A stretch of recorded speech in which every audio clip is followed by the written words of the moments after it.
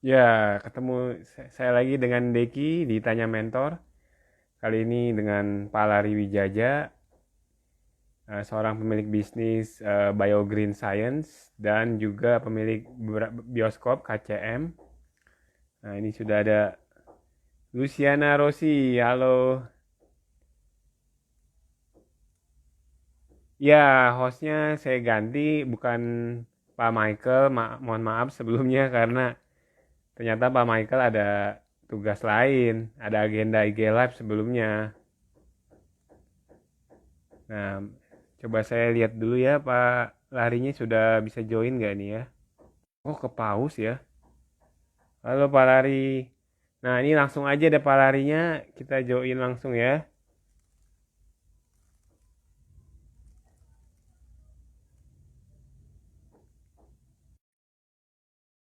Oh, ada CS Biogreen. Halo CS Biogreen. Makasih banyak nih udah support saya nih dari. Halo, Ya, Pak Kak Riki. Riki. Yes, apa kabar? Baik-baik Pak Lari. Baik Eh, ya. mungkin bisa bisa ceritain ya Pak Lari sejarah Pak Lari eh, dari awal ya kalau bisa ya. Oke. Halo semuanya ya teman-teman yang ikutin IG Live kita. Thank you untuk Tanya Mentor yang udah ngundang saya hari ini. Perkenalkan ya nama saya Larry. Sekarang usianya 33, soon 34 bentar lagi. Jadi awalnya dulu saya itu di usia saya ke-16 itu dulu saya pertama kali pengalaman bisnis itu memang ikut bisnis networking ya, bisnis jaringan. Nah, bisnis jaringan yang saya ikut pertama kali itu semua pasti familiar ya namanya CNI waktu itu ya. Dan lumayan sih, waktu itu saya SMP, SMA itu bisa dapat penghasilan yang sekitar 30 juta lah satu bulan ya. Waktu itu gaji guru itu 3 jutaan. Saya masih ingat gaji guru 3 jutaan satu bulan dan saya bisa dapat segitu ya lumayan. Tapi seperti yang saya pernah sering juga sharing ke teman-teman, di Siena itu saya bukan cari uangnya gitu, tapi saya cari pengalaman bisnisnya. Waktu itu saya berani door to door, ketok rumah tetangga saya satu-satu, sampai papa saya sempat agak-agak malu juga dia gitu kan. Kamu ketok-ketok rumah orang nawarin barang nggak salah lu gitu kan. Terus saya bilang ya kenapa orang saya bisnis halal kok gitu kan. Dan ada satu tetangga yang bilang, wah anak lu hebat juga ya gitu. Satu hari dia pasti bisa jadi orang yang berhasil kalau dia berani seperti itu. Jadi saya banyak belajar sih di bisnis Siena itu ya, selain cari uang, tapi saya belajar untuk bisa berani public speaking, bisa ketok rumah orang yang saya nggak kenal. Kemudian saya juga belajar banyak tentang bisnis. Jadi saya waktu itu jualannya kalau di Siena itu memang barangnya bagus-bagus ya. Dia ada pembalut yang dikasih air 2 gelas pun itu nggak bisa bocor pembalutnya gitu, luar biasa. Terus dia ada sabun cuci yang nggak usah diaduk, pokoknya ditaruh aja gitu, terus dia bisa langsung bersih sendiri gitu. Jadi saya dulu demoin itu terus dan jualan banyak. Di situ saya belajar bisnis bahwa bisnis itu kita harus selain harus punya mental yang uh, pantang menyerah, ya muka tembok kalau kita suka bilang ya muka tembok itu mesti ada. Kita juga harus jualan sesuatu yang unik gitu. Makanya waktu saya mulai bisnis, saya tidak pernah mau jualan barang yang udah umum di pasaran gitu. Kayak saya lihat strategi kue tiaw akang itu cukup bagus ya. Dia juga bukan cuma jualan kue tiaw biasa, tapi kue tiawnya itu digoreng dengan bara gitu. Jadi ini yang kesalahan-kesalahan yang saya suka lihat banyak kita bisnis kita suka asal bikin produk asal jual gitu nggak ada unique selling pointnya. Nah ini something yang kita harus pelajarin gitu dan saya belajar itu banyak di CNI. Dan pada saat itu setelah saya bisnis, saya kumpulkan uang dari CNI, tapi nggak banyak. Tapi yang saya banyak dapetin itu pengalaman. Ya, pengalaman. Kata Om Lim itu bisnis itu 3H. Ya, satu hoki, kedua itu hopeng, ketiga itu hong sui. Hoki, Jadi, Hopeng, Hope. Oke. yes, hoki, hopeng, hong sui. Ya, bisnisnya masih ada hoki juga. Ya, tapi hoki itu juga kebanyakan datang dari hopeng kita. Makanya lihat kayak saya nih, saya hampir jarang sekali hoki itu datang dari family atau dari mana. Kebanyakan dari teman gitu. Jadi perbanyaklah network kita ya, selalu perbanyak dan perbesar network kita. Karena rezeki itu datangnya dari teman, bukan dari mana-mana. Dan yang ketiga ya baru Hong Sui. Itu kalau Anda percaya, kalau nggak percaya nggak apa-apa gitu. Jadi habis Siena itu saya bisnis audio mobil sama lampu xenon HID. Ya, lampu xenon itu pada saat itu tahun 90-an itu apa tahun 2000-an itu lampu xenon itu belum terkenal. Kalau sekarang kan lampu xenon itu udah terkenal. Jadi lampu xenon itu ada lampu yang wattnya lebih kecil, tapi dia bisa 10 kali lipat lebih terang gitu. Dan itu dulu saya jual pertama kali kita masukin dari Taiwan. Sama saya juga ada jual audio yang motorized gitu ya, yang dia kalau dipencet gitu yang dia bisa keluar apa layarnya itu keren ya bisa buka tutup. Dulu kan nggak ada tuh. Dulu Pak Deki kan pasti pakai tab itu ya, tab untuk dengerin musik di mobil kan. Nah, kita dulu jualan produk-produk yang unik-unik lah gitu. Jadi kalau mau dapat duit Pokoknya banyak, hah? cari yang unik berarti ya Pak Lahri ya, harus ya Cari, produknya. iya, Jangan sampai umum ya. cari produk yang unik gitu. Dan selain itu ya kita juga harus benerin mental dan mindset kita juga gitu. Karena pelajaran yang saya dapetin di Siena itu bener-bener yang membuat saya akhirnya bisa seperti hari ini. Dulu saya ingat banget joinnya cuma murah 82.500, tapi itu investment yang hari ini berbalik mungkin jutaan persen hari ini gitu. Karena kita diajarin hal-hal yang kita nggak diajarin di kuliah atau di kampus manapun gitu. So it's an amazing experience gitu. Makanya saya jatuh cinta sama bisnis networking karena banyak ngajarin hal-hal yang positif. Gitu Pak Deki. Nah, ini saya ada nanya dulu Pak Lahri ya, sebelum melangkah jauh ya. Yes, Pak Lahri ini, silakan Pak Deki. orang biasa umur 16 kan biasanya orang paling main game atau main sama temen hangout ya. Ini Pak Lahri kok udah mau jualan gitu kan. Saya Maksudnya soalnya apa motivasinya gitu. saya Saya soalnya aja bukan masih dari keluarga. main-main tadi ya. Ya, umumnya rata-rata 16 sampai 30-an tuh main, 40-an mulai kerja, 50-an mulai bisnis. Kalau ada bisnis, kalau enggak tetap masih kerja sama orang dan 60 pensiun. That's the cycle, that's the siklus gitu. Tapi saya selalu perumpamakan seperti kita berenang di satu lingkaran yang arusnya itu satu arah gitu ya. Anggaplah ini garis start, ini garis finish di sini. Kemudian arahnya begini nih Pak Deki, muternya ke sini gitu. Ya, kita anggaplah kita renang begitu. Pasti semua orang Iya. lebih senang berenang ngikutin arus dong. Sekolah sampai umur 30-an, terus kemudian mulai cari kerja, kemudian mulai 40 mulai bisnis, 50 baru mulai sukses, 60 pensiun, dan dia selesai di umur pensiunnya di umur 60 atau 70 dan nikmatin hidup. Sisanya kan seperti itu kan, betul nggak? Ini garis start, ini garis finish, ini siklus hidupnya. Nah, kalau saya Oke. berpikir, saya kalau ikutin orang-orang begini, ya berarti saya akan seperti orang-orang pada umumnya gitu loh. Jadi saya lebih mending saya lawan arah ke sini, ini garis start, ini garis finish, saya lawan arah, memang berat, karena siklusnya kan begini. Tapi saya lawan arah, Oh iya ya. iya kan, saya lawan arah, tapi saya curang gitu Aduh. loh. Saya, saya curang, curangnya curang resmi gitu ya, curangnya curang resmi. Saya lawan arah, saya pikir ya udah, saya lawan arah memang capek renangnya gitu, tidurnya 3 jam, 4 jam dulu. Tapi begitu saya bisa apa namanya konsisten dan saya bisa capai garis finish, mungkin saya capai garis finish itu hanya dalam waktu 8 tahun atau 5 tahun atau 10 tahun. Tapi setelah itu saya udah pensiun dan saya nggak usah ngapa-ngapain lagi seumur hidup saya gitu. Dan it's true when I really retired as in financially retired ya. Kalau hari ini saya kerja memang karena suka aja saya kerja gitu, bukan karena cari uang.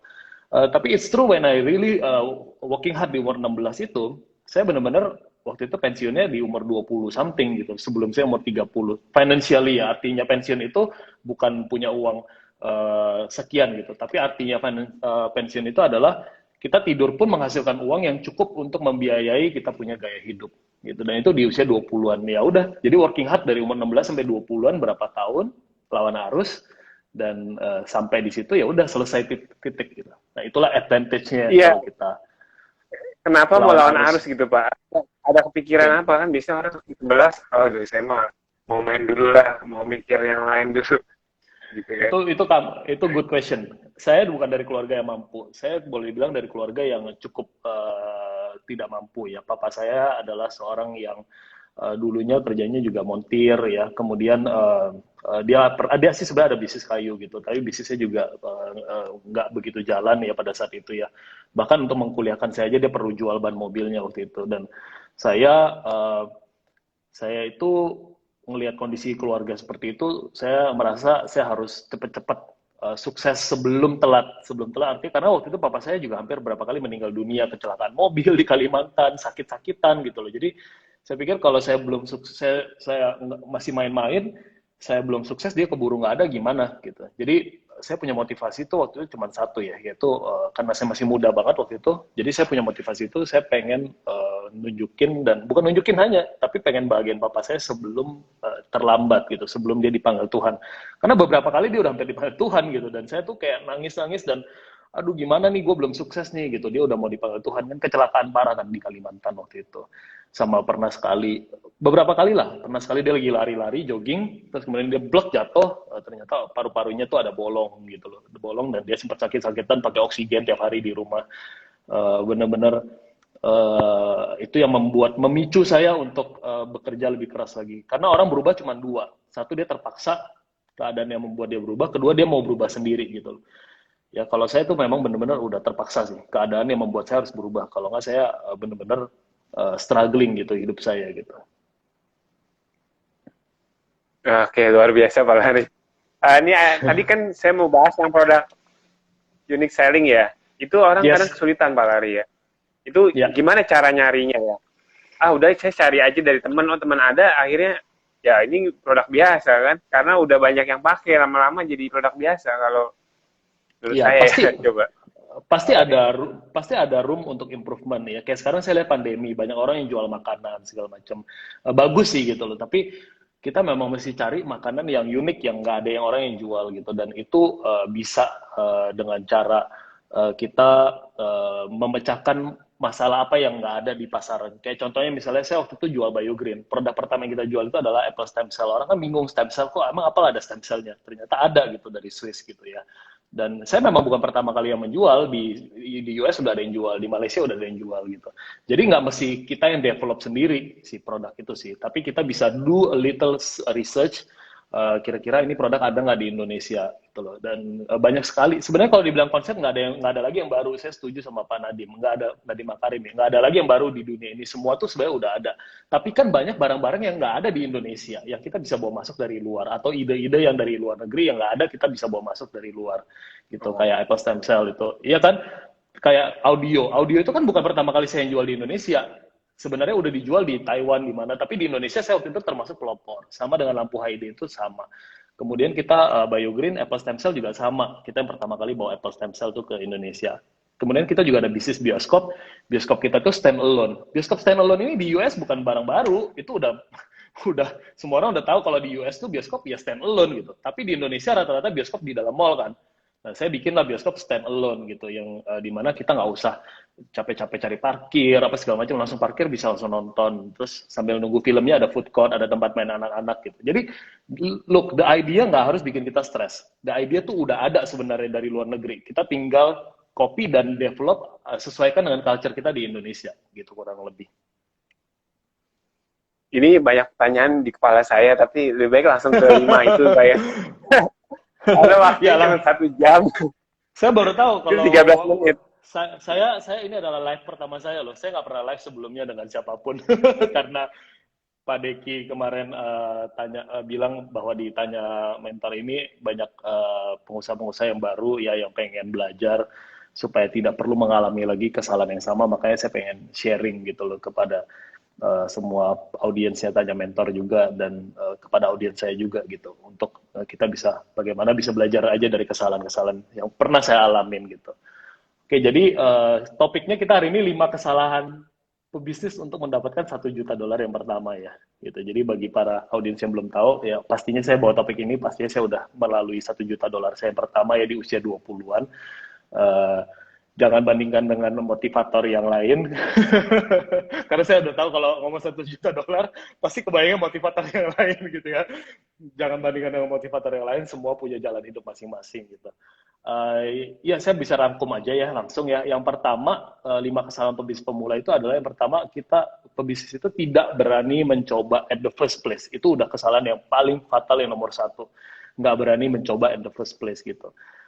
Saya nggak lulus SMA walaupun saya nggak lulus kuliah walaupun saya SMA-nya beasiswa dan kuliah saya tuh dulu termasuk cum laude ya IP saya termasuk tinggi di atas 3,6 3,7 tapi Saya nggak lulus kuliah juga. Jadi saya tuh nggak ada S1, saya S Mambu, S Tyler, terserah whatever you name it ya. Eh, Ya. saya nggak ngerti tentang suplemen, saya nggak ngerti tentang bioskop. I have no idea cara bangun bioskop, saya nggak ngerti sama sekali gitu. Tapi hari ini kita punya bioskop 5 udah running dan akan buka 14 lagi di seluruh Indonesia dengan aset hampir 1 triliun lebih yang kita kelola gitu. Artinya kita nggak mesti ahli dalam memulai sesuatu. Saya nggak mesti jadi ahli bio food atau biochemistry untuk memulai biogreen gitu, nggak mesti gitu. Kita bisa bekerja sama dengan orang lain. Jadi kesalahan yang pertama itu adalah tidak berani mencoba. Ya, look, I don't have any experience in bioskop, I don't have any experience di suplemen. Tapi kita hari ini punya 20 produk lebih yang udah ada BPOM-nya semua gitu. Juga jangan kita mencoba tanpa ada gambaran yang jelas tentang bisnis itu jangka panjang ya 5, 10, 20 tahun dari hari ini. Uh, itu adalah kesalahan yang paling basic. Nggak berani mencoba itu udah the first mistake. Atau kalaupun Anda cobanya asal-asalan gitu. Kayak tadi produknya juga ya asal-asalan aja, yang penting launching aja. Itu juga nggak dipikirin 5, 10 tahun lagi itu mesti gimana gitu. Jadi yang pertama tidak berani mencoba. Kalaupun Anda mau mencoba, jangan asal-asal coba. Jangan ikut sana, ikut sini, ikut sana, ikut sini tanpa ada plan yang jelas 10 sampai 20 tahun lagi mau seperti apa bisnisnya. Oke, itu kesalahan yang pertama ya. Kesalahan yang kedua adalah sewaktu mencoba tidak memiliki visi dan goal yang jelas. Tidak memiliki visi dan goal yang jelas itu maksudnya apa? Mau dibawa kemana usahanya 5, 10 tahun lagi dari hari ini, 20 tahun dari hari ini. Kemudian mau grow, mau buka cabangnya gimana, mau berapa cabang, timnya gimana, siapa yang ngurusin, SOP-nya gimana, dananya dari mana, blueprint-nya seperti apa. Ya, oke, ini adalah kesalahan yang kedua. Ya, kesalahan pebisnis ya, yang kedua, dia tidak bisa mendapatkan untuk mendapatkan $1 juta yang pertama. Nah, ini penting karena kebanyakan dari kita ya kalau bisnis ya udah sekarang saya bisnis buka jualan aja gitu. Kita nggak punya mindset yang tepat untuk 10, 20 tahun dari hari ini. Kalau gini, kalau kita mau bisnis, nggak tahu 10, 20 tahun lagi mau dibawa kemana, mendingan dari awal nggak usah bisnis sekalian. Karena di tengah jalan pasti KO kan. Karena nggak ada plan yang jelas gitu loh. Timnya juga gimana, siapa yang harus mentraining, bagaimana kalau buka cabang, bagaimana buka cabangnya, duitnya dari mana, apa mau pinjam bank, apa mau cari investor, itu semua harus ada gitu. Planning yang jelas dari awal. Oke, itu adalah yang kedua. Sampai sini mau tanya nggak Pak Deki? Untuk yang Aduh. Ya. Yang ini kesalahan sih Pak, kedua saya nih. bingungnya kesalahan kedua itu 10 tahun. Misalnya saya buka bisnis lah susu almond ya. Terus saya harus mikir Iya. 10 tahun kemudian tuh mau dibawa kemana ya. At Sebelum least buka malah ya. at least goalnya tuh harus ada gitu. Goalnya tuh 5 tahun lagi harus salesnya berapa, harus ada berapa cabang. Kemudian mau buka di kota mana aja, itu harus ada dari sejak awal gitu. Karena kalau nggak akan tercapai tuh $1 juta pertamanya bisnisnya Pak Deki itu. Gitu. Jadi memang harus ada. Berarti goalnya itu semacam sales, berapa masa penjualan berapa, sama cabangnya ada Yes, berapa gitu ya. bisa Kira-kira seperti itu. apalagi sih yang praktisnya apa praktis kita bisa Oke, langsung tangkep yang oke. praktis. Ya, yang praktis ya contoh ya, misalnya ya kita Eh. mau buka bisnis kayak tadi Pak Deki ya susu ya susu 5, 10 tahun lagi misalnya. 5 tahun, nggak usah ngomong 10 tahun lah, mungkin 5 tahun dulu ya. Karena kan goal juga ada 3 ya, goal jangka pendek, goal jangka menengah, goal jangka panjang. Oke, let's say goal jangka pendek dulu deh. 2 tahun dari Hmm. sekarang misalnya, atau 1 tahun dari sekarang. Produk Pak Deki kan sekarang susu almond misalnya. Susu almond 2 tahun dari hari ini Pak Deki mau susu almond, ada susu almond doang, atau ada mau susu soy, atau ada mau susu pea protein. Kalau mau ada susu soy yang rasa apa, ya varian produknya seperti apa, itu kan bisa berkembang. Ya kan, nggak mesti hanya susu almond doang kan, betul nggak? Terus kemudian almondnya juga apakah mau pakai almond yang dari mana? Mau pakai almond yang dari US, mau di-upgrade dari almond yang dari almond lokal, mau di-upgrade jadi almond US, atau mau di-upgrade jadi almond yang dari mana? Itu kan juga bisa improvement di situ, betul ya?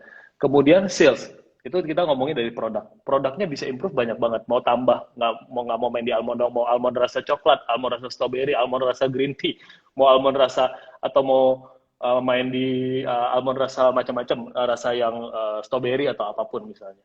Nah, itu kan bisa develop di situ. Kemudian salesnya juga mau 2 tahun dari hari ini mau berapa angka salesnya.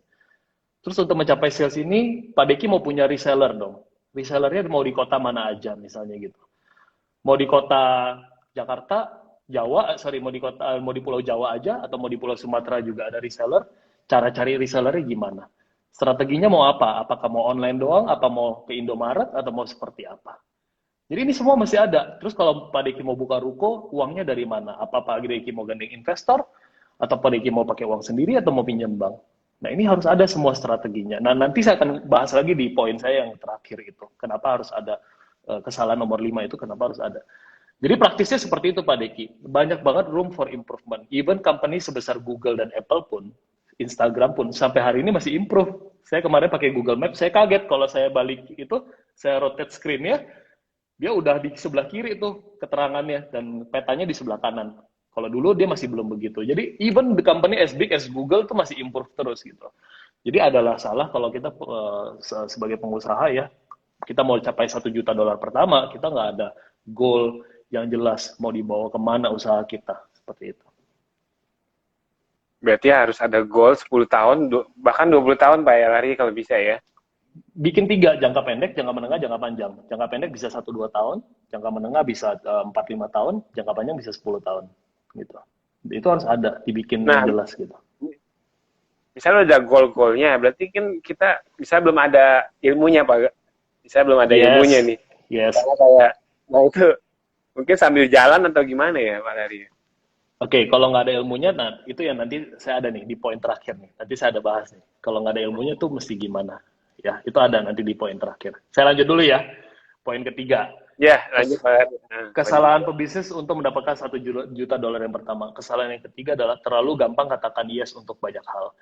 Jadi kita bukan jadi pebisnis yang mean, yang kejam, yang apa apa no, nggak mau tahu gitu, enggak.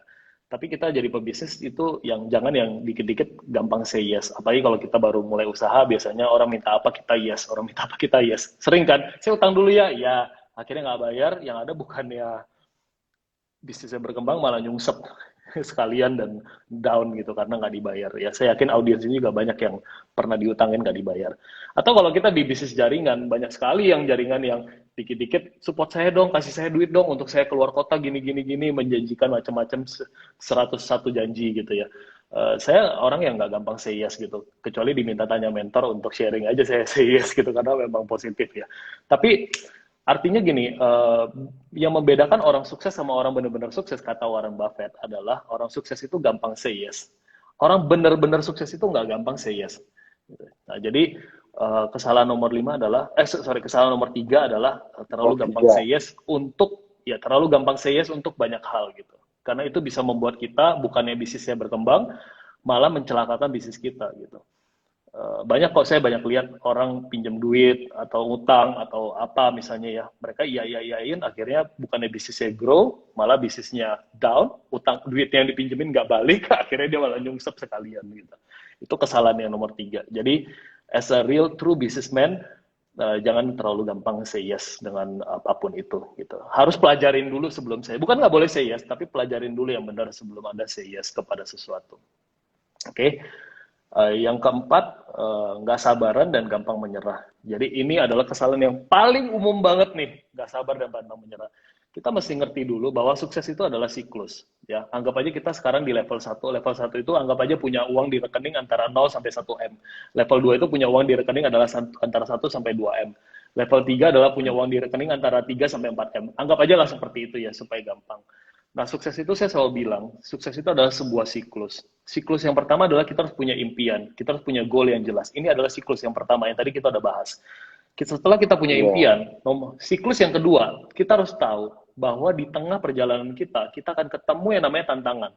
Makanya kalau saya disuruh bikin topik 10 tantangan yang pernah dihadapin Larry Wijaya, itu nggak bisa. Kenapa? Karena tantangannya itu udah bukan 10 lagi, tantangannya itu udah 20, 30, 100, 200. Tantangannya itu nggak ada habisnya, Pak Deki.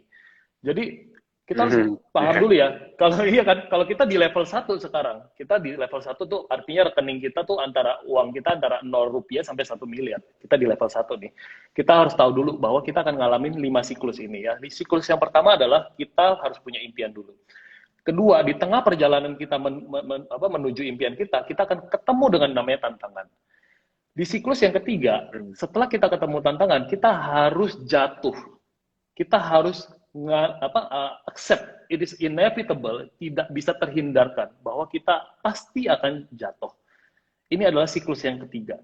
Kalau Anda nggak mau jatuh, jangan jadi pengusaha, jadi karyawan aja. Itu pun bisa jatuh, kalau dipecat kan jatuh kan artinya kan. Itu Sama, Pak. sama aja kan. Oke, itu adalah siklus yang ketiga. Di tengah perjalanan kita, satu punya impian, kedua ya kita di tengah perjalanan kita mengejar impian kita, kita akan menemui tantangan. Tantangan. Ya, saya nggak suka kata masalah. Saya nggak suka kata masalah, saya suka kata tantangan. Oh. Dan ketika kita ketemu tantangan ini, kita akan jatuh.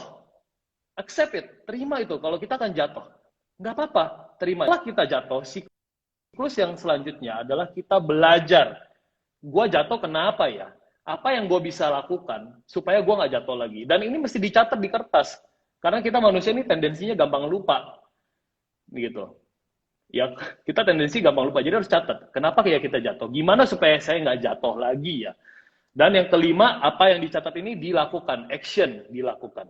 Setelah kita action, maka kita akan naik ke level kedua. Tabungan kita nambah dari 0 sampai 1M, sekarang 1 sampai 2M. Kita menuju ke level kedua. Di level kedua sama lagi. Bikin impian baru lagi, bikin goal baru lagi, ketemu tantangan lagi, jatuh lagi, catat lagi kenapa gue jatuh, lakukan lagi, naik ke level 3, punya uang sekarang 3 miliar di tabungan, bikin impian baru lagi, ketemu tantangan lagi, jatuh lagi, catat lagi kenapa saya jatuh dan gimana supaya nggak jatuh lagi. Dan yang kelima, lakukan. Sekarang level keempat. Dan begitu terus sampai punya uang 10 miliar, sampai punya uang 20 miliar, sampai punya uang 30 miliar, sampai punya uang 100 miliar, sampai punya uang 200 miliar.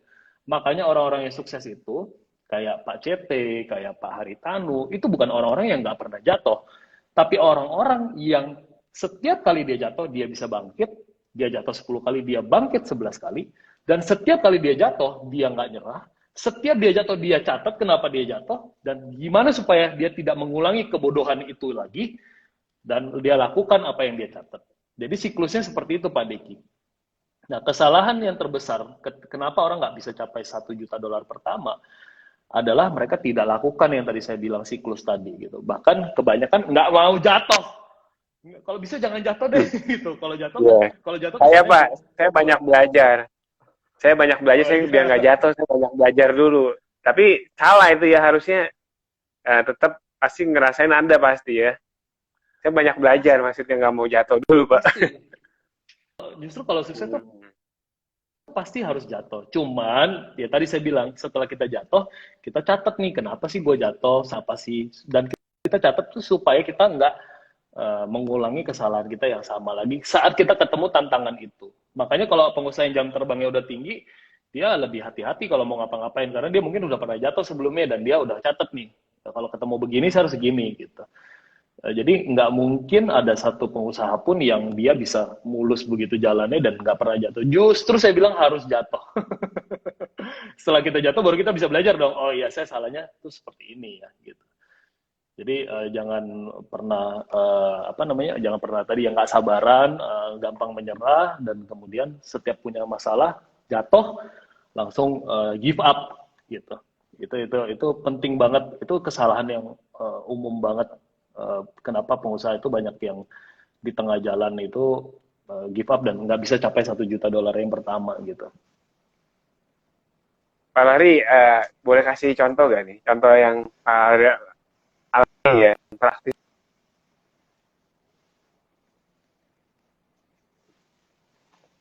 Ini yang bisa jadi teman-teman bisa inspirasi ini. Kalau saya dibilang misalnya contoh praktisnya di saya tuh banyak banget lah gitu ya. Contohnya misalnya pada saat saya dulu ikut bisnis macam-macam lah ya, bisnis network marketing. Saya kan ikut bisnis juga kayak CNI itu kan saya nggak berhasil. Kalau saya berhasil saya di crown, saya udah jadi dewanya di betul ya, udah jadi topnya di situ. Buktinya kan berarti kan saya kan at the end kan saya gagal juga di situ, Pak Deki. Saya gagal di situ. Kemudian saya ada ikut bisnis lain lagi yang waktu itu jualan gelang waktu itu. Saya juga Oh, tapi yang kali itu saya bukan jatuh karena sayanya yang nggak benar ya, tapi memang karena perusahaannya yang bikin macam-macam gitu. Dan akhirnya dari pengalaman-pengalaman itulah akhirnya terjadilah BioGreen gitu loh. Saya belajar, oh berarti harus harus kalau jatuh ya harus begini. Kita nggak boleh give up gitu. Apa yang saya bisa pelajarin selanjutnya? Contoh lagi misalnya, dulu saya punya jaringan, ya ada satu jaringan besar banget yang ngasilin omset, pokoknya gede banget deh. Terus rontok, rontok gara-garanya kenapa? Gara-gara kita nggak pernah bikin training misalnya. Capek-capek kita bangun grup udah gede, satu tim gede, kemudian tim ini semuanya rontok, gitu. Gara-garanya Waduh, kenapa? Pak, sayang banget. Ya sayang banget kan, Sayang gara-garanya banget kita ya. betul, gara-garanya kita nggak pernah bikin training, gara-garanya terjadi di situ saling menjelek-jelekan, saling cross lining, adalah namanya cross lining gitu ya. Dan akhirnya jatuh. Jadi kalau dikasih satu contoh itu banyak banget sih contoh yang saya bisa kasih gitu ya. Kita belajar banyak hal gitu dari kesalahan-kesalahan kita. Tapi yang pasti adalah kita nggak boleh nggak sabaran, kita nggak boleh gampang nyerah. Dan kita harus catat setiap kali kita ada salah apa kita catat. Contoh bioskop pertama yang saya bikin di Jati Asih itu kita pakai knockdown. Ya, itu ternyata kan salah juga. Kita akhirnya kita bikin pakai bangunan semen. Terus kita bikin bioskop itu pertama kali produk kita masuk itu langsung kursi semua. Lah jadi kalau orang ada yang masuk di tengah film itu cahayanya langsung masuk. Itu kan salah. Kalau kita nonton bioskop yang benar, itu mestinya dia ada temboknya Pak Deki. Tembok, jadi masuknya dari sini. Jadi kalau ada buka pintu, cahayanya nggak ganggu orang nonton. Kalau kita nonton di 21 ya. Itu kan saya salah juga tuh. Kita salah, kita belajar lagi dari situ. Jadi Pak banyak Lari, banget ini lah ini yang kesalahan yang kelihatannya kita belajar. suaranya suaranya kurang jelas ya. Gimana ya? Apa di Pak Lari keluar dulu nanti join lagi apa ya? Putus-putus ya? Iya, putus-putus nih. Tes, tes. Saya silang nanti nanti Pak Lari join lagi ya. Saya silang Ya, kalau Pak Lari masuk lagi ya. katanya suara saya jelas tuh kata audiensnya tuh. Cuman sekarang sekarang gimana? Udah jelas kali ya? Jelas ya? Tuh jelas kok clear katanya. Oh ya udah jelas ya. Berarti di saya. Ya udah lanjut Pak Lari lanjut. Iya, jadi tadi contoh praktisnya ya jatuh. Terus kayak saya dulu pernah tahun 2012 saya pernah trading waktu itu saya pernah trading main di future. Saya betting on gold. Ternyata gold waktu itu dari 1.900 per troy ounce turun harganya tinggal 1.300 per troy ounce. Saya habis 2 juta dolar. Itu 20 miliar. Waktu itu Rolls Royce baru 6 miliar. Saya bakar 3 Rolls Royce waktu itu. Jadi a lot of dumb mistake lah ya that I did in my past gitu loh. Dan Iya, Pak. itu semua mengajarkan saya untuk lebih hati-hati lagi. Ada something yang kita pelajarin dan uh, kegagalan saya di bisnis saya yang sebelumnya juga yang akhirnya membuat saya membuat BioGreen gitu loh. Ya sama lah kayak tadi saya kasih perumpamaan apa ya, ya kayak orang naik sepeda lah atau belajar berenang lah, ya nggak mungkin lah bisa langsung tau-taunya langsung jago renang, gayanya gaya gaya macam-macam gitu kan. Pasti dia harus harus namanya kemakan air atau hidungnya masuk air itu kan common gitu loh, common gitu. Tapi kenapa di bisnis orang begitu kena problem langsung give up gitu. Nah itu yang kenapa nggak bisa mencapai 1 juta dolar dia yang pertama gitu. Ya terlalu gampang nggak sabaran dan gampang menyerah gitu. Dan banyak banget orang yang seperti itu.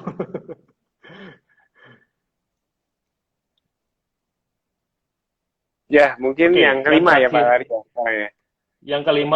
yang kelima ini yang berhubungan tadi dengan yang pertanyaan Pak Deki. Ya, kesalahan yang kelima untuk mencapai 1 juta dolar pertama adalah kesalahan yang kelima adalah tidak mempunyai mentor atau tidak memiliki orang yang membantuin dia untuk ngelit dia untuk bagaimana dia bisa berhasil. Nah, ini juga satu poin yang menurut saya krusial banget gitu. Karena kalau dengan mentor itu kayak kita pakai Google Maps kan. Kita mau kemana udah ada yang ngajarin. Ya mungkin Bu Lucy juga pernah sharing.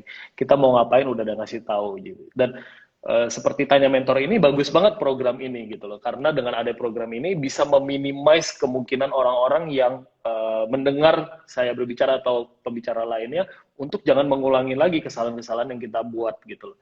Jadi program Tanya Mentor ini sangat bagus sekali ya untuk para newbie atau pengusaha-pengusaha baru. Jadi nggak ada mentor. Mentor itu seperti Google Maps. Jadi dia, kayak saya contoh ya, saya kalau misalnya di Bayu distributor kita, 200.000 orang. Ini kayaknya Pak Deki agak muter-muter nih. Agak nge-lag, nggak apa-apa ya, saya lanjut ya. Suara saya jelas ya. Di BioGreen Network kita hampir Jelas, 200.000 orang. Ya di grup kita karyawan kurang lebih total ya dengan bioskop segala macam itu 500-an orang. Nah, bayangin kalau saya ngelihat satu pasukan ke dalam hutan, saya suka perumpamakan gini. Saya ngelihat pasukan ke dalam hutan. Kemudian kalau saya sendirian saya nyasar nggak masalah, saya tinggal putar balik gitu. Nyasar di dalam hutan, saya tinggal putar balik sendirian. Tapi kalau saya bawa pasukan ratusan ribu orang atau ribuan orang atau puluhan ribu orang, whatever it is, saya masuk ke hutan dan saya nyasar, itu ngebalikin mereka semua itu nggak gampang, Pak Diki. Makanya saya lebih baik ikut, kalau saya masuk ke hutan, saya lebih baik ikut orang yang udah tahu kondisi hutan itu bagaimana, masih gimana, biar bisa keluar dengan aman dari hutan itu. Nah, itulah pentingnya mentoring. Nggak, biar supaya kita nggak gampang nyasar dan kita tinggal ikut dengan yang udah pengalaman, udah ahli, dan kita tinggal teachable aja. Teachable itu maksudnya mau diajarin. Teachable. Teach itu nggak diajarin, teach itu ngajar, able itu mau gitu. Jadi mau diajarin. Yang penting kita mau diajarin. Nggak peduli usia yang mau diajarin ini apakah lebih tua atau lebih muda dari Pak Leri, nggak masalah. Saya juga masih banyak belajar kok dari yang lebih muda dari saya kalau memang dia ahli di bidang itu. Jadi nggak masalah gitu. Jadi ini adalah kesalahan kelima gitu. Kalau nggak teachable dan nggak ada mentor, itu betul-betul fatal di dalam bisnis. Nah, tadi kayak contoh praktisnya ya, gimana supaya kita bisa praktis ya? Banyaklah cara untuk kita bisa untuk contoh praktisnya ya, untuk kita bisa dapetin partner gitu. Sorry, ini kepas. Jadi kayak kita misalnya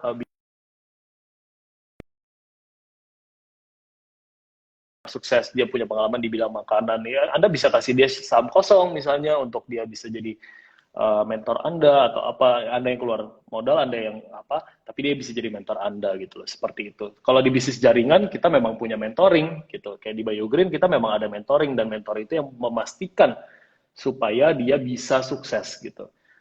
Oke, kalaupun mau cari mentor, carilah mentor yang dia levelnya level 5. Apa itu mentor level 5? Mentor level 5 itu bukan hanya dia bisa ngajarin kita sampai pintar, tapi dia juga bisa trust, dia bisa lepas kita, dan dia bisa percaya kalau kita ini bisa sukses. Ini nggak gampang. Nggak semua orang mentor seperti itu.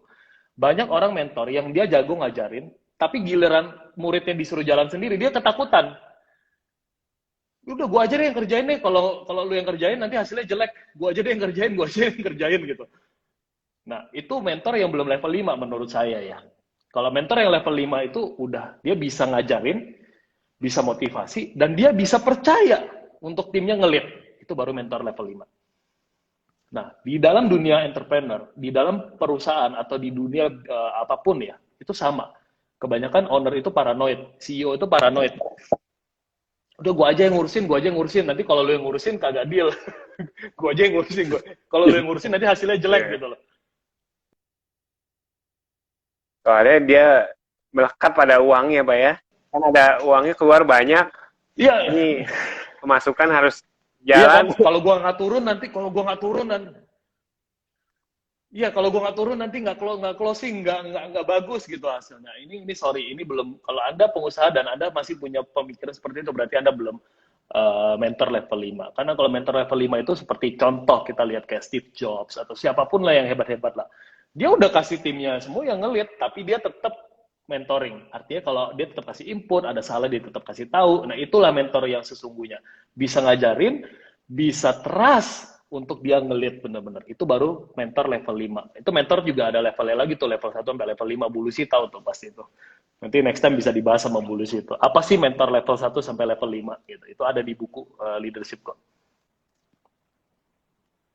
Nah, Pak Lari, ini mungkin ada pertanyaan nggak dari teman-teman nih? Biar kita Oke, bisa kita jawab bisa nih. ini ya. Ini nggak terasa juga nih, udah mau berapa menit nih kita ngobrol nih. Udah mau 45 menit ya, udah mau Ah, selesai nih. Oke, coba kita lihat ya, yuk pertanyaan-pertanyaannya yuk. Yang mana yang ada yang mau bertanya. Coba Pak Deki deh yang pilih deh. Banyak banget nih soalnya kasih jempol semua. Ini kebanyakan tim BioGreen nih ada nih kebanyakan nih. Halo semua Pak. tim BioGreen. Ada yang mau bertanya silakan, yang soalnya ini coba ya dipilih nih. Temo. Oke. Ini pada kagum semua Pak Lari nih, nggak ada pertanyaan, pada pinter-pinter Pak. pada kasih jempol semua ya, jempol semua, jempol trust. Mudah-mudahan jempolnya pada mengerti ya, jangan pada bingung Jempolnya ya. pada jempolnya pada ngerti kan nih jempolnya nih. Valeri level 10 ya. Waduh, saya masih banyak belajar. Nah, ini Pak Oke. Timo ada pertanyaan, apa yang membuat Pak Lari, apa sih tadi ya, Tetap tetap mau waktu mau jatuh. waktu jatuh, tetap Ya mau tadi waktu itu, jatuh. ya tadi itu impian kita, impian kita kan pasti jatuh ya tadi saya bilang. Dalam siklus itu kan kita pasti jatuh. Nah pada saat kita jatuh itu kita review kan kenapa kita jatuh. Jadi sebenarnya kayak saya perumpamakan tuh sebenarnya kayak kita main game pesawat. Tapi ini life is not a game ya. Cuman mirip kayak kita main game. Kalau kita main game pesawat gitu ya di dindong gitu dulu kan di mall gitu kita masukin koin kita main sekalinya kita kena tembak mati terus kita masukin koin lagi kita jadi jago lagi gitu. Nah tinggal terserah kita aja kita mau main lagi pada saat kita udah kalah atau kita mau berhenti main gitu. Sama dalam bisnis juga gitu. Pada saat kita kalah jatuh kita tinggal putuskan aja kita mau main lagi dan belajar dari kesalahan atau kita mau give up gitu.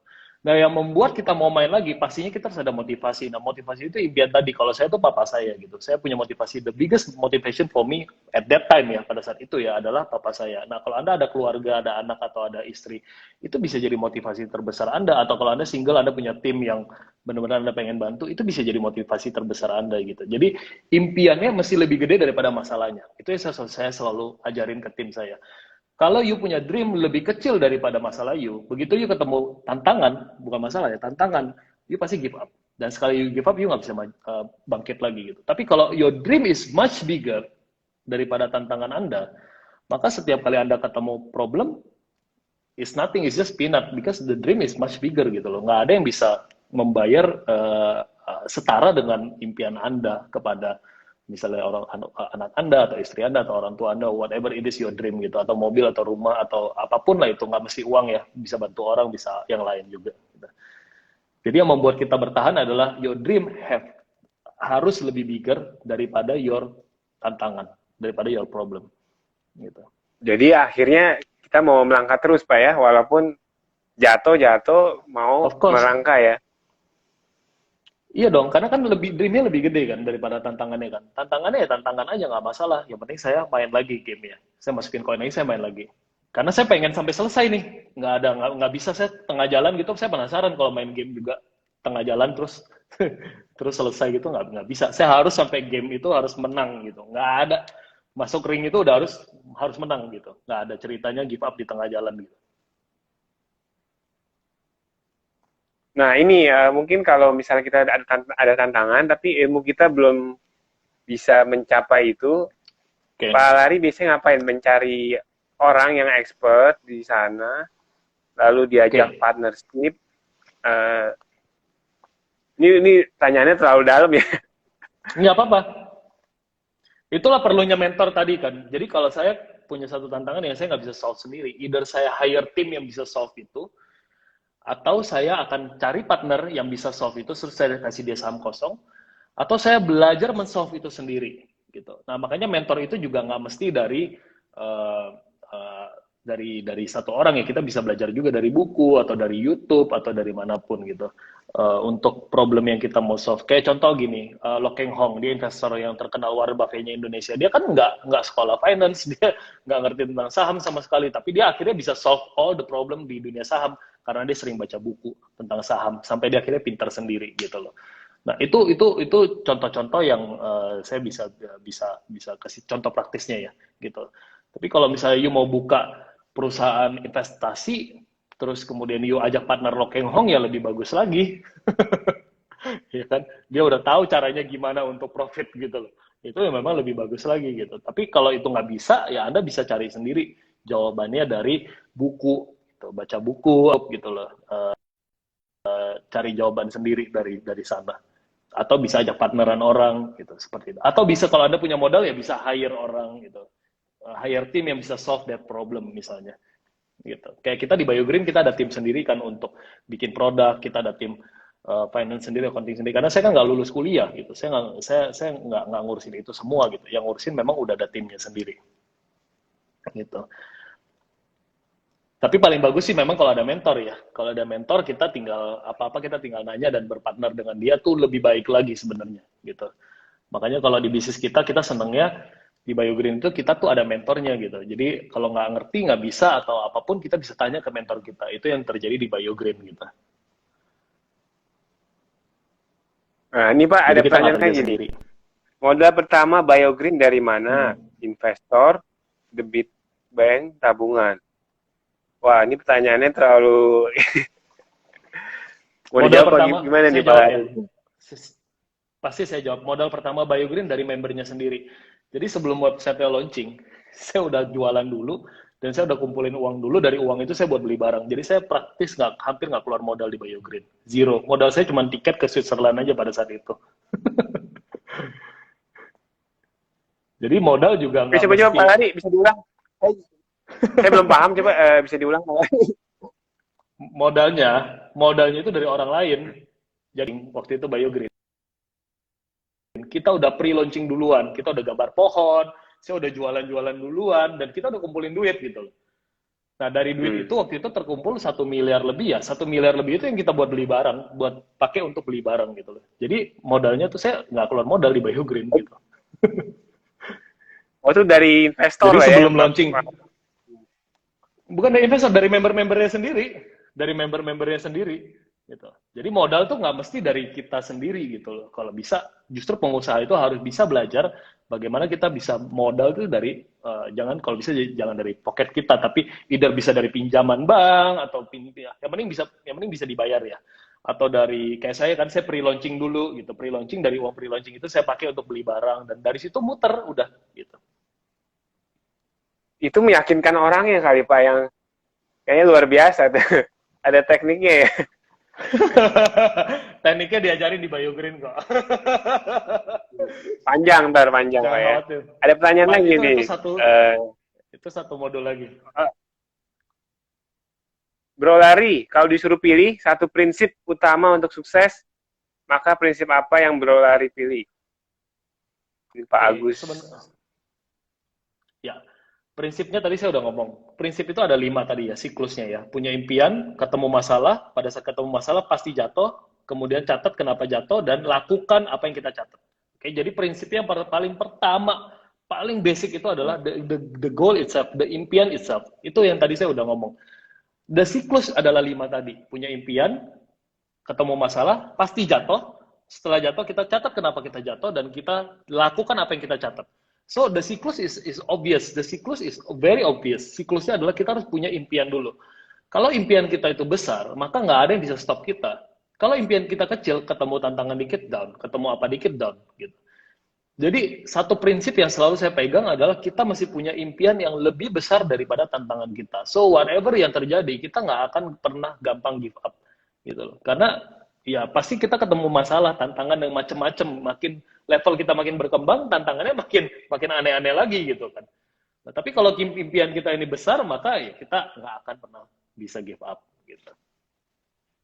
Benar-benar saya kalau ngomong Oke, impian ini, tuh bisa 1 hari sendiri deh. It's really the ini kan key. banyak. It's really the key. Ini penting banget berarti ya impian Pak ya. Kalau Penting boleh banget. tahu Bukan nih bukan 10, mimpi ya. Bukan mimpi ya, impian ya. Kalau mimpi itu yang tidur gitu. kalau boleh tahu nih 10 tahun atau 20 tahun impian Pak Lari apa nih? Eh, Oke, we stated it very clearly in our website ya. Kalau di BioGreen itu kita pengen ciptakan jutaan lapangan pekerjaan. Itu we stated it very clear di website kita gitu. We stated very clear di website kita. Kita ingin create jutaan lapangan pekerjaan gitu. Dengan integritas dan hati. Artinya we won't stop. Saya nggak akan berhenti sampai tercipta jutaan lapangan pekerjaan lewat usaha saya gitu. Either it's true kalau di BioGreen ya, either it's true BioGreen atau lewat usaha saya yang lain ya, it doesn't matter gitu. Tapi I hope that we can achieve it through BioGreen. Sekarang udah tercapai 20% ya, udah hampir 200.000 yang ada di BioGreen. Jadi ya masih panjang lah perjalanannya ke 1 juta ya, tapi it's obvious gitu loh, untuk perjalanan ke situ tuh jelas masih ada gitu. Masih keren, sangat keren, clear Pak. untuk bisa ke sana. Masih 5 kali lipat lagi ya. Masih ada 80% lagi lah, masih jauh, masih agak panjang lah. Tapi kita yakin lah bisa sampai ke sana. Gitu. Kalau nggak bisa capek, kita bikin sampai bisa capek. Sampai bisa capai. Nah, ini ada pertanyaan nih Pak Lari nih. How to choose the right people? Ini kayak beda topik ya. Mau dijawab Ya, bagaimana nih Pak Lari? ya tadi kan orang, saya juga pernah sharing ya. Orang itu ada dua ya. Tim yang baik itu, tim yang strong itu bisa terjadi karena dua hal. Satu, Anda hoki waktu Anda waktu Anda HRD Anda kasih ke Anda misalnya di perusahaannya itu ternyata timnya langsung strong gitu. Atau kalau di bisnis jaringan itu langsung Anda dapat langsung strong gitu. Seperti Bulusi memang udah strong basicnya gitu. Tapi itu very unlikely terjadi, oke? Jangan langsung harapin begitu HRD kasih ke Anda ya interview kasih ke Anda itu langsung tim yang strong. Itu bisa terjadi tapi possibility-nya mungkin 1 banding 100. Possibility kedua adalah Anda bikin dia sampai dia strong. Gimana cara Anda bikin dia sampai dia strong? Ya melalui training, melalui pelatihan. Ya itu yang kita ajarin selalu di bisnis kita. Makanya the business is all about SDM. Bisnis apapun SDM. Kalau SDM Anda bagus, bisnisnya pasti thrive. SDM Anda jelek, bisnisnya pasti down. SDM is the key. Makanya training is the key. Kalau nggak ada training, ya harus dibikin trainingnya.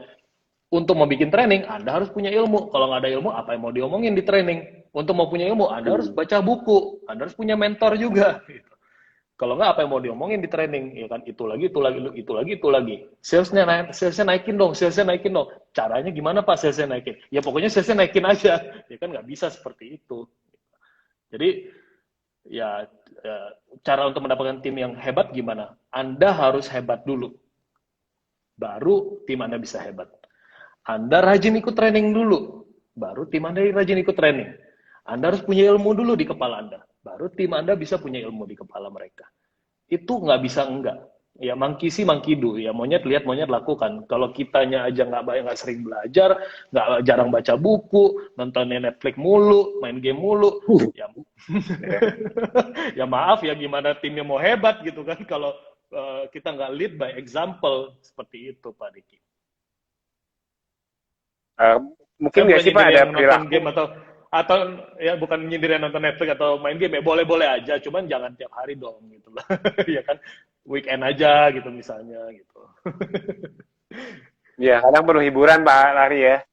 Iya dong, Ada saya juga perlu hiburan lah hiburan sedikit gitu. ya. Tapi kan tapi kalau tiap hari hiburan mah itu bukan ya kan tiap hari hiburan Kecanduan. mah terus belajarnya kapan gitu. Gimana Pak Deki sorry Coba tadi kita, bisa dia. itu sebutnya kecanduan Pak Lari ya. Bukannya hiburan lagi. Kecanduan bener, kecanduan. Ya nggak apa-apa sih kalau Anda main game dan bisa jadi kayak si Just No Limit dan itu make money ya nggak masalah gitu. Tapi kalau hanya waste your money and waste your time ya lebih baik kan Anda kan belajar. Kayak nonton di sini pun juga itu membuat Anda masuk ilmu dan remind juga bagi yang udah pernah dengar bisa merimain Anda juga supaya Anda bisa lebih semangat lagi gitu. Nah, Pak Lari ini ada bisnis apa yang sampai sekarang Pak Lari mau bikin, tapi belum terwujud? Oke, kita sekarang lagi ada project yang sebenarnya udah jalan, tapi karena ada pandemi ini kepending ya. Yang bioskop harusnya kan kita buka di 14 kota ya, tapi sekarang kita nanti tanggal 29 kita udah mulai reopen, itu ada 4 tempat dan yang kelima akan buka di Banjarmasin. Yang sisanya 9 lagi itu kepending mungkin sampai tahun depan ya karena suasananya sedang pandemi seperti ini. Nah, kemudian yang lain lagi yang kita mau bikin juga ada di Instagram saya ya. Anda bisa lihat itu ada Itoko Halal. Itoko Halal itu adalah website yang memang hanya menjual produk-produk halal gitu. Jadi e-commerce yang spesifik kita di situ hanya menjual produk halal gitu.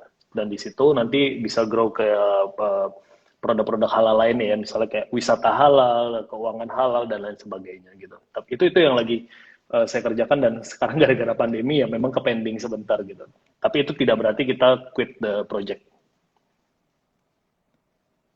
Oke, kita coba lihat pertanyaan lain Pak Lari ya. Tapi the main Pak Lari project, bagaimana? The main project yang sampai sekarang jalan dan menurut saya bagus banget itu yang BioGreen ya. Sampai pandemi pun tetap jalan dan tetap make money dan bahkan tidak terpengaruh dengan pandemi gitu. Kecuali memang ada tim di Bali yang sedikit terpengaruh karena Bali kan pariwisata ya. Tapi sisanya they doing pretty well di BioGreen gitu. Ya kan Pak Deng? Itu menarik banget Pak ya. Kok bisa ya?